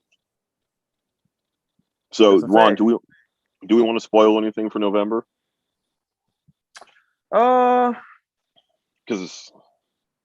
goddamn Astros won. I don't know, man. Maybe we just, because they don't have to wait too much long. I think we just keep it. I'm looking at the list now that we got. Yeah, because so November's boxes. So just FYI to people out there, my wife is due on Thursday, the 28th of October. That's her C-section scheduled date. Mm-hmm. So we are, everything's packed today, and we'll ship Monday and Tuesday. Then I'm going to be out of office for a little bit, obviously, and please be nice to me, and I'll make sure there's lots of social media posts saying that, and you don't get pissy at me. But there's going to be a little gap, so I wanted to do my best to get everything out as fast and as soon as possible for that, so you all can enjoy November, which I think is just another great lineup. It's a little bit different for us. We're different. We have a word, yeah. We have a wrapper in there that we have not used. Yes. I don't recall us using anything from that region yet. From that region, yeah, we did something similar, but from a different region. Right. So we excited to introduce that because it's one of my favorite wrappers. And just once again, providing. I will say one of the cigars is out locally, or not, or it's out now. And from the few, I haven't said anything, but from the few people that have reached out to me, like, man, what about this cigar? This is great. This is great. And I'm like, oh yeah, cool. I'll have to check it out. But truth be told, I've smoked the cigar and enjoyed it, and you'll be seeing it. So that's again fulfilling to see that. It's like, all right, cool, on the right track. And I will say, one of the cigars in here we've had for 2 months, and that we actually made the decision not to be the first club to have it, and not be the first people on the market, because not that we didn't want to, because there's always that cool notoriety thing, but the one thing we really don't want to become is just new. We really want to play in that middle of something old, something forgotten, something new, something limited. We really want to balance that out. So we intentionally waited a little bit, and the company was like, you didn't put that in the box yet. It was like, it's coming, don't worry, man. Like, we wanted to let it let it get out there. And so and that is going to say too, as far as the curation process, the new cigars are what's easy. The new stuff is always very easy. So as a curator right now, my job, me and James have been talking about it probably over the past month and a half or so. My job has been kind of going back, digging in the vault, researching. Yep. And there's about 10 or 20 cigars I'm working through. And what I'll do is send him a message. What about this cigar? He'll either thumbs up or thumbs down. Like, I like that cigar. We can't get the inventory. Or, okay, cool. I'll check on it or whatever. So that's what I'm working on now, is going back, trying to target older cigars that we can find the inventory of, that I also think are very good cigars that people aren't talking about. So, I mean, there's one that we have in the works, Ron, that I haven't seen really anybody post since 2017, and yes. and it's cool because we both like that cigar. We're waiting to get it again because I want to make sure it's maintained its level. I don't know if we'll get 2017 versions that we have requested that, but I don't know if we'll get them. Just because our relationship with that company is still a little new. But we're excited for that, because that speaks to who we are, is bringing back those, I don't want to call them gems, but now will be gems, but maybe when they release they weren't. So yeah, but yeah, Axel, don't you fucking dare spoil this thing. If you spoil this thing, I'm going to turn off your key fob and never take care of you again. Oh man. No, we got Troy. So we got Troy and Axel in the building. I just want to give a huge shout out to those two, because those guys have been helping me for the last couple months behind the scenes with the box packings, and making sure that I can grow and continue to do. And Ron and I are set up to be successful. So while Ron and I get all the notoriety and the credit, Troy and Axel in the chat are the foundation that we've added them to the foundation of what is allowing Black Line to be successful. And so I appreciate you, Axel. I appreciate you, Troy. And I just want to say that out loud, even though Troy, forgot about that we were going to be on Instagram or on live tonight. Yeah, definitely a big shout out to both of you guys too, man. Like I said, the ship doesn't run just with a captain behind the wheel. Everybody has to be doing their part for it to start moving. So it's So here's the thing. Axel makes fun of my pronunciation, my Spanish pronunciation. That's fine. Axel didn't realize though that I listen and can understand Spanish very well. And so one day he was having a conversation with somebody else who's fully Spanish. And when they were done, I reiterated what they were talking about. And the other guy was like, "You motherfucker." I was like, "Yep." Can't speak it. Not too well, but I understand it. Yeah. So which is better than 95% of people out there. Yeah. So I told him, I was like, if you tell anybody that I understand what you're saying, I'll stop doing business with your company, because I like people thinking I'm a good old gringo who doesn't understand anything. Yeah. So yeah, I mean, listen, no spoilers out of us, other than I think November is going to be just a different box. Once again, we're going to hit you with a couple of cigars that at first glance you're going to do what we hope you do, is like, really? And then you'll smoke it and you'll be like, really? So definitely excited. I will say that it has my favorite boutique budget cigar in it, which is it's one of my favorite ones. So I can't smoke enough of them I always have a cabinet or two. Yes, so, I'm excited for that too. Yeah, old school. That Henry Clay, man. Henry Clay is a cigar that Ron and I talked about for years, man. I've been telling people that, man. I've told people that over and over again. Are you sure, man? This thing is. I said, look, man. Pete Johnson is up there as far as like on the not like people like Benji or the blenders and stuff, but as far as like personalities, Pete Johnson is up there along with Saka as far as when he says something's good or when he says people like live by it. So the fact that literally, if Pete Johnson has said, if I'm not smoking Tatuajes, Henry Clay's are some of his favorite cigars. So that should tell you a lot for a guy that has a successful boutique company. Or I would say, you guys always know how I feel towards Pete Johnson and Dion Giolito as far as being kind of and EP Carrillo, as far as being the fathers of what we look at nowadays as far as modern boutique cigars. He's up there. So for somebody to be the driving force or one of the driving forces for boutique cigars, for him to say and stand behind a cigar like that says a lot. And like I said, I ain't gonna say nothing about it. You guys know how I feel about the Henry Clay Warhawk. It's a great cigar. I don't care what anybody says. So I'm glad that a lot of you are enjoying it too. And that's another daily smoking cigar too. It's in a daily smoking budget. I say buy the box. I just say don't, especially if you get a discount code and stuff too. I say, why buy 2 or 3 at a time? Just buy a box and just be done with it. You spend more money buying 1 or 2 at a time than just buy a box. So it is what it is. So for those that don't know, we'll do some housekeeping.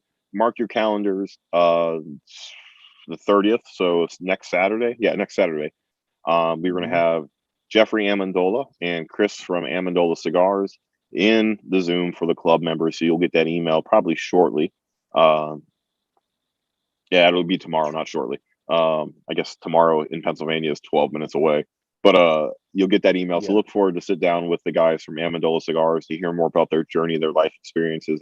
Maybe if you're in that chat or in that Zoom, you will hear the backstory of how business came to be between all of us. And, it'll be a fun time if those guys want to share it. If not, it'll stay our little joke. And those that know, and those that don't, you just have to trust us. It's a pretty damn funny story, especially now that every time they see it, it's always like, fuck you. Yeah. Hashtag, if you know, you know. Yeah, if you know, you know. But ladies and gentlemen, as always, appreciate you all. Thanks for letting Ron and I skip a little bit in September to, focus on life and what we do, or what we're trying to do best, which is curate one hell of a cigar of the month club that you all can enjoy for $30 plus shipping and handling. That I don't think anybody else can touch right now, nor will they, because I think we have changed the game a little bit.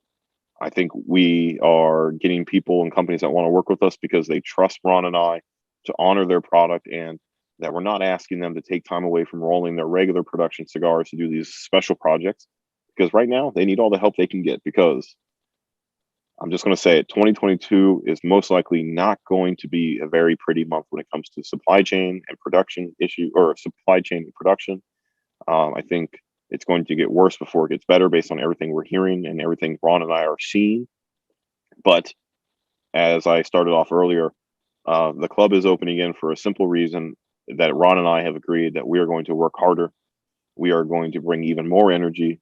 We are going to do what we do so that anybody that wants to be part of this community, the Black Lion family, the Pride, as we like to call ourselves, can be a part of this and experience amazing cigars, incredible price point, and incredible companies.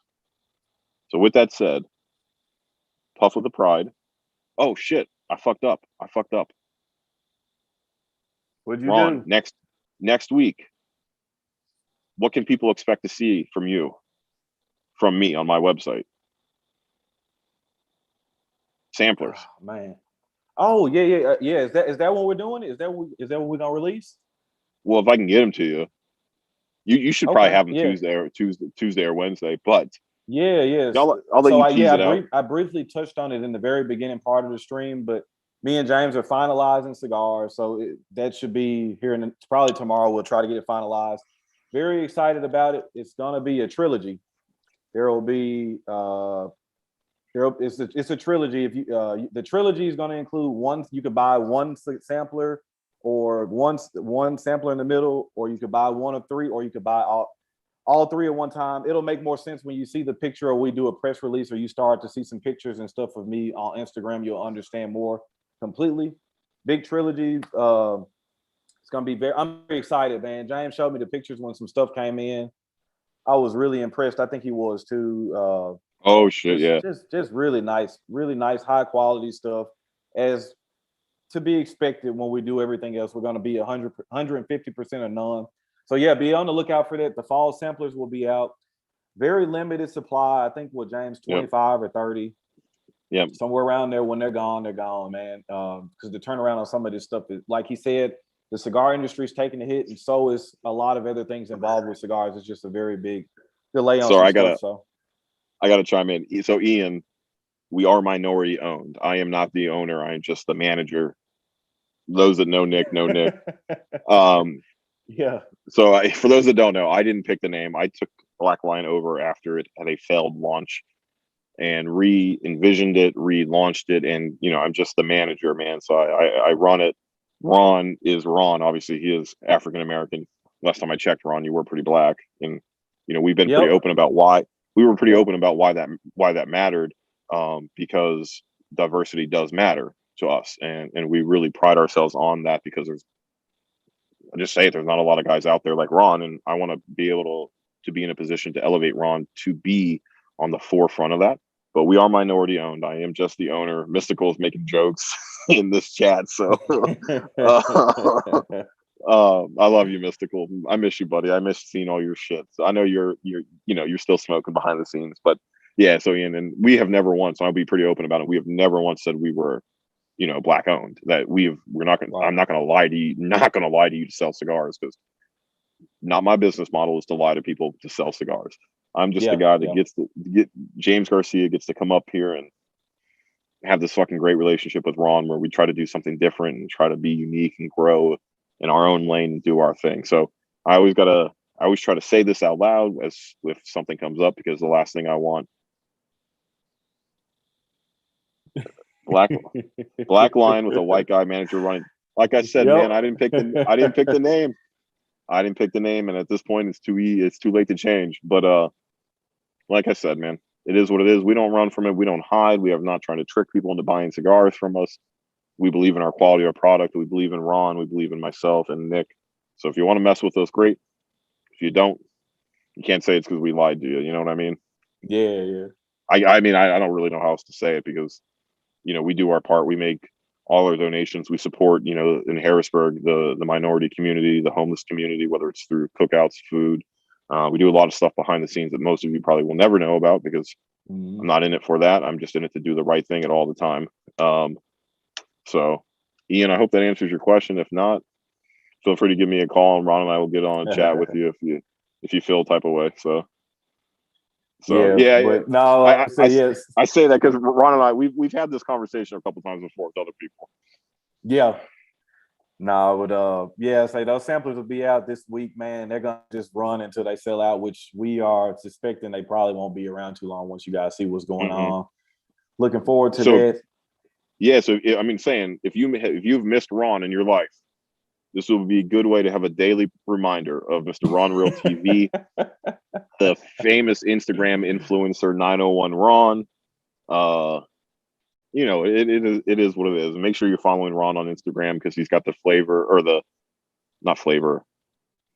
scent, the cologne game going. Scent of the day. So, you know, yeah, you're gonna see not only cigars, man. You'll see pictures of the kids, all kinds of random stuff too. Which I get that too. You know, you got professional accounts where you only see stuff like that, but I feel like my Instagram account is a direct representation of how I run my YouTube channel and how I run my daily life. You run across me. I try to tell you guys I'm a blue collar regular guy. You go on my page, you're gonna see it's just a regular guy. I'm just a regular guy that's privileged to be able to run one of the run the hottest cigar of the month club running right now, man. And on that note, we've been up for almost 2 hours. Like I said, you know, we apologize for not coming up September. We'll try to make sure we are in. We have it lined up for next month to run in November as well too. Look forward to hearing all the feedback from you guys. Thank you for all the continued support, no matter what it's doing. Like I said, shout out to all my Patreon people out there. Whether you are still watching old videos, sharing them, getting the word of Black Line Luxuries out there. I love you guys.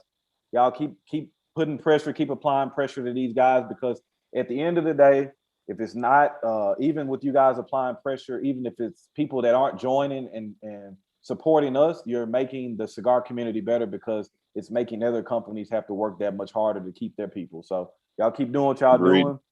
Y'all know the name of the game is relaxation and enjoyment. And on that note, man, don't forget to be driven, never motivated. We're gonna catch y'all next month, man. Y'all be good. Be good. I love you, Troy.